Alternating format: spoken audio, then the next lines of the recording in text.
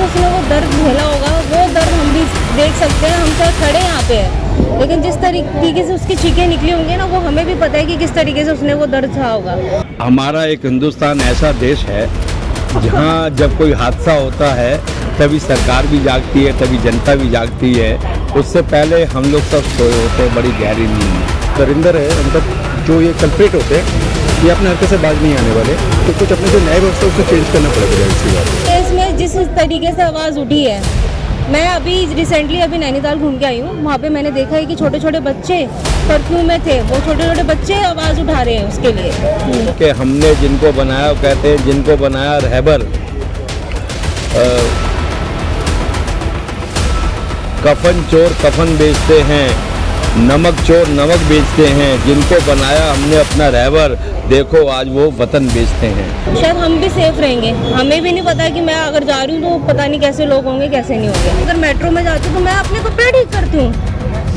10 लोग मेरे को देखते हैं अकेली कैसे बैठी है।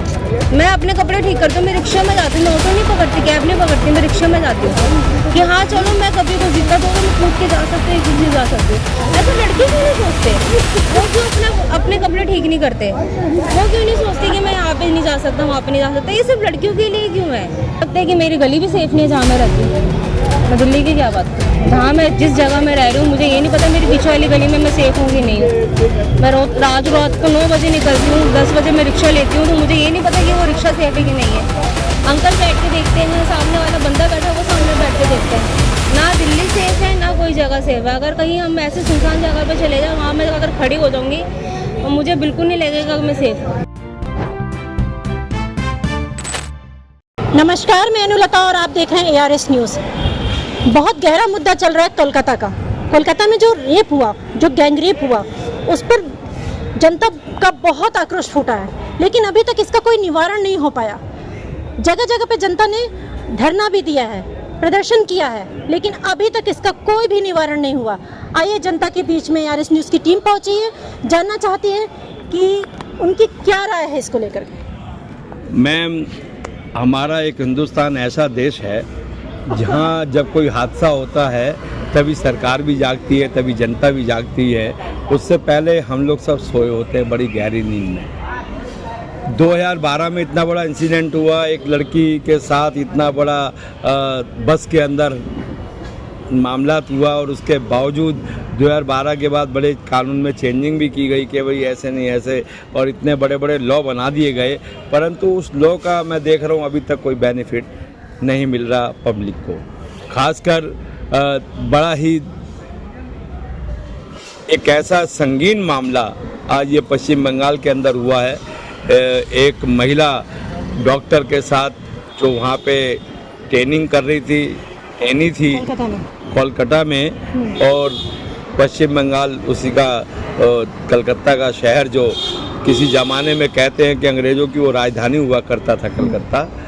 और पश्चिम बंगाल में एक ममता बनर्जी जो एक खुद महिला हैं, मुख्यमंत्री हैं, मुख्यमंत्री के साथ साथ पश्चिम बंगाल की वो गृह मंत्री भी हैं, स्वास्थ्य मंत्री भी हैं, कितने ही मंत्रालय उनके पास हैं। परंतु जिस दिन से ये हादसा हुआ है वो संदीप घोष जी की वहाँ से ट्रांसफ़र भी उन्होंने करवा ली थी।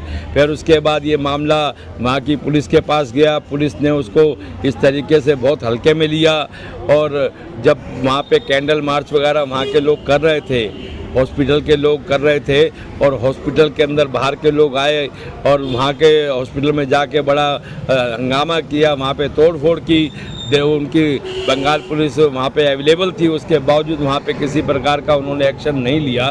तो ये बड़ा ही एक गंभीर विषय है। और हार मानकर कल जो है सुप्रीम कोर्ट के अपना चीफ जस्टिस साहब जी का मैं धन्यवाद करूंगा पूरे हिंदुस्तान की ओर से कि उन्होंने खुद इस मामले को अपने संज्ञान में लेकर और इस मामले को टैकल किया। और इस मामले को उन्होंने CBI से रिपोर्ट भी मांगी है कि भाई वहाँ पे किस तरीके की मूवमेंट है और डॉक्टरों की सेफ्टी कैसे होनी चाहिए। उन्होंने पर्सनली तौर पर CISF के डिपार्टमेंट को वहाँ पर सिक्योरिटी के लिए अवेलेबल कराया है। कहते हैं कि दूसरा भगवान हमारा डॉक्टर ही होता है। पहले तो कोई भी प्रॉब्लम आती है तो हम लोग भगवान को याद करते हैं, और भगवान कहते हैं कि हमारे रूप में डॉक्टर आपके पास मौजूद है जो आपको ठीक कर सकता है। लेकिन क्या कारण है कि हमारे डॉक्टर के साथ ही ऐसा हुआ? ये बहुत ही शर्म की बात है। और न्याय व्यवस्था इसे क्या कर रही है? ये मैं एक ही बात कहूँगा, सबसे बड़ा मुद्दा ये है कि हमने जिनको बनाया, कहते हैं जिनको बनाया रहबर,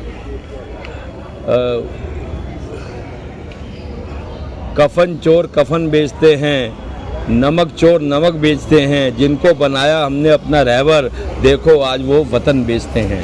तो आज जो है जितने भी पॉलिटिशियंस हैं वो पैसा दे के टिकट लेते हैं, पैसा दे के चुनाव लड़ते हैं, पैसा दे के नॉमिनेशन फार्म भरते हैं। तो कहीं ना कहीं अब सिर्फ राजनीति पैसा कमाने का साधन बन गई है। पहले एक ज़माना हुआ करता था देश की आज़ादी के लिए मरना, जनता के लिए मरना, जनता की सेवा के लिए मरना, परंतु आज की तारीख में only money matter of the life. सबसे बड़ा मुद्दा ये है कि हर आदमी अपने अपने में मस्त है और जब कोई ऐसा हादसा होता है तब सरकार भी जागती है। सबसे बड़ी बात यह है कि जो भी ऐसा व्यक्ति क्रिमिनल एक्टिविटी में ऐड है वो क्यों नहीं पकड़े गए। एक अकेला संदीप घोष नहीं है वहाँ पे, पता नहीं संदीप घोष कैसे, जैसे कितने ही लोग वहाँ पर हैं। और जब सीबीआई और अपना इस मामले को इंक्वायरी कर रही है तो स्टेटस में तो यही देखने में आ रहा है कि अभी जो मामला गंभीर है और उसकी छानबीन बहुत स्पेशल व्यू के तरीके से होनी चाहिए, क्योंकि नहीं हो रही है। हाँ, अभी जो है अब तो अगर वहाँ बंगाल पुलिस कर रही होती इस काम को सही से तो शायद सीबीआई के हाथ में मामला नहीं जाता। अब सीबीआई के हाथ में मामला आया है, सीबीआई के हाथ में सुप्रीम कोर्ट ने मामला दिया है और देखा जाए तो अब जहाँ तक है न्याय तो मिलना चाहिए उस लेडीज़ के साथ, परंतु न्याय भी हमारे देश में बहुत कम मिलता है। आपको मालूम होगा 2012 में इतना बड़ा इंसिडेंट हुआ और उसके बाद 6-7 साल तक निर्भया कांड में उनको 7 साल बाद जाकर के न्याय मिला। उसमें से भी जो एक मुजरिम था, जो नाबालिग था, वो बच के निकल गया और उसी की सह पे सारा ये हुआ था।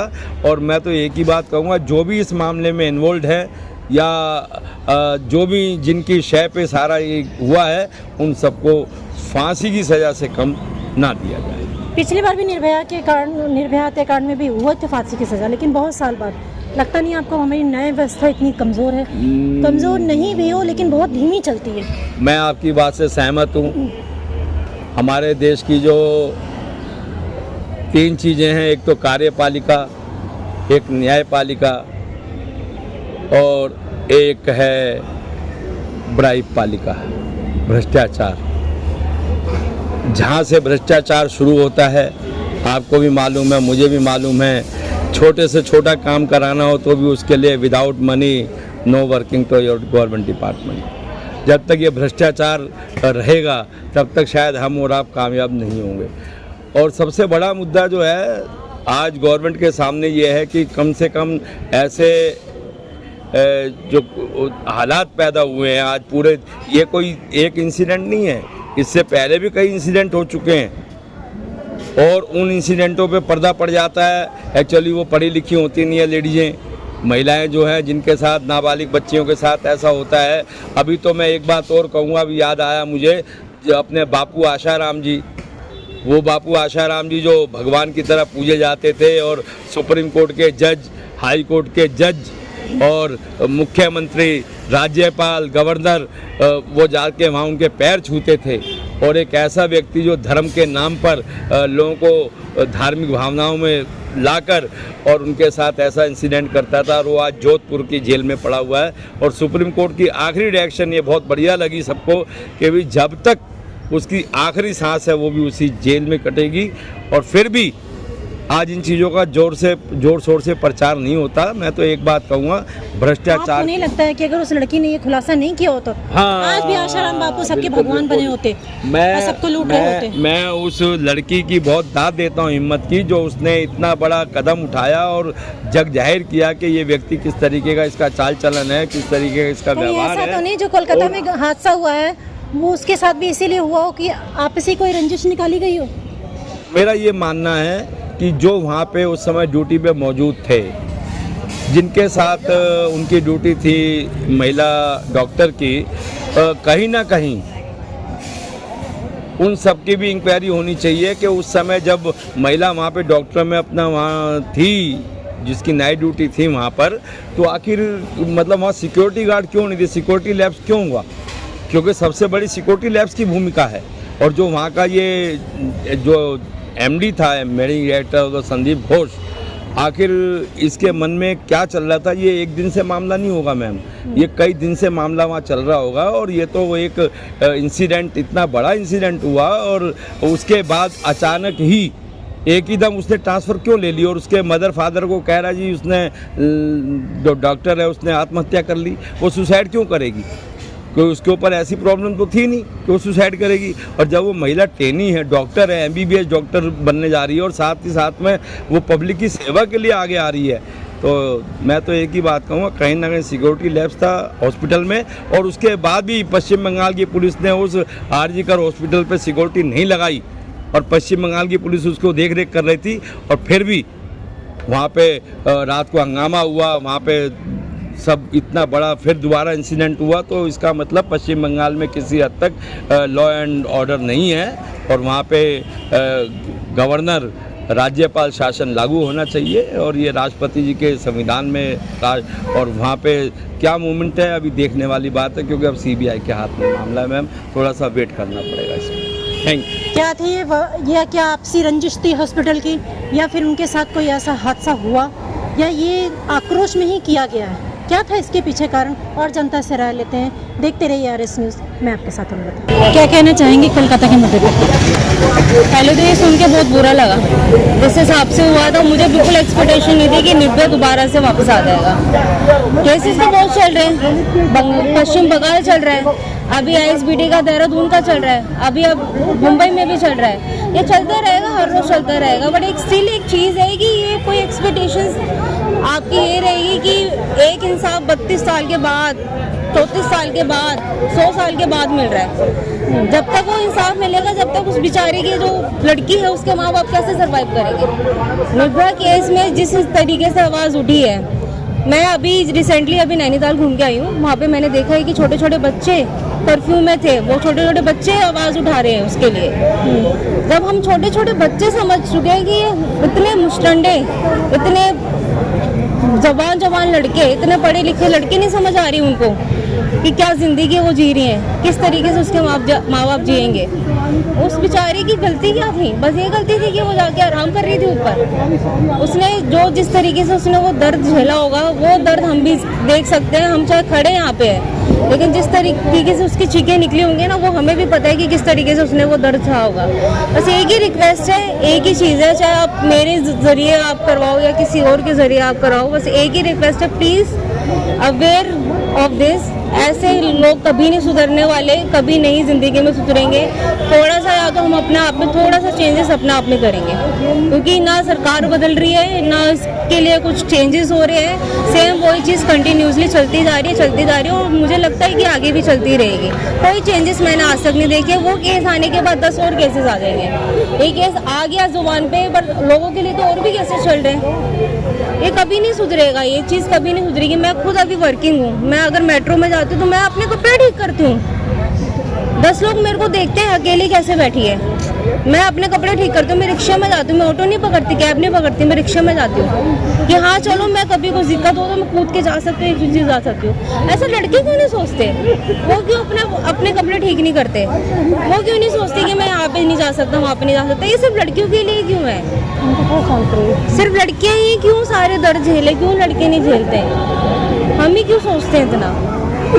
ये चीज़ बदलाव के लिए बहुत ज़रूरी है। मुझे लगता है कि शायद ये चेंजेस थोड़ा सा अगर होगा तो शायद हम भी सेफ रहेंगे। हमें भी नहीं पता कि मैं अगर जा रही हूँ तो पता नहीं कैसे लोग होंगे, कैसे नहीं होंगे। क्या लगता है इस विषय में, आपको क्या लगता है, दिल्ली सेफ है और जगहों के बजाय, या फिर? नहीं, मुझे तो लगता है कि मेरी गली भी सेफ नहीं है जहाँ मैं रहती हूँ।